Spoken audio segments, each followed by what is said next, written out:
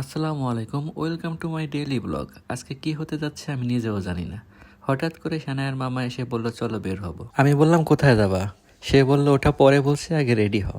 ব্যাস, আমি আর কি করি, বউ যখন বলে বের হব তখন প্রশ্ন করলে কিন্তু বিপদ।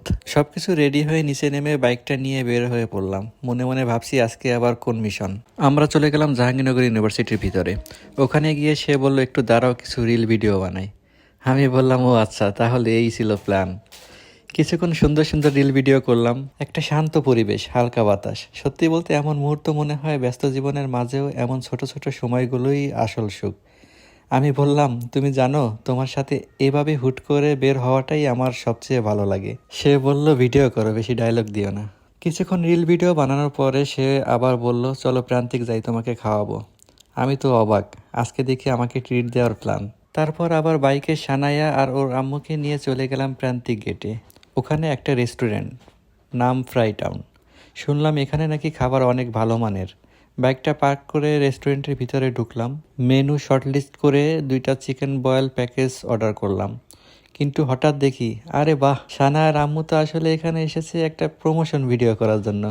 বেবি অ্যাপ্রুনের প্রমোশন।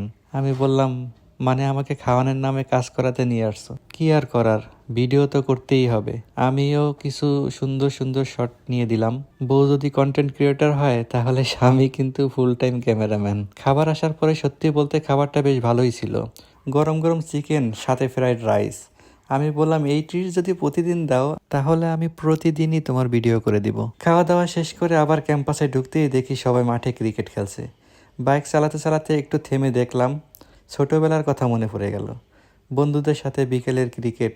সত্যি বলতে জীবন যতই ব্যস্ত হোক, এই ছোট্ট ছোট্ট দৃশ্যগুলো মনটা ভালো করে দেয়। তারপর ধীরে ধীরে বাসার উদ্দেশ্যে রওনা দিলাম।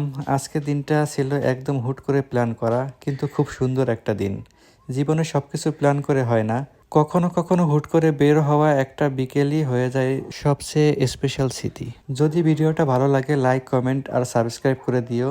আর কমেন্টে জানাও তোমাদের কি এমন হুট করে বের হওয়ার অভ্যাস আছে।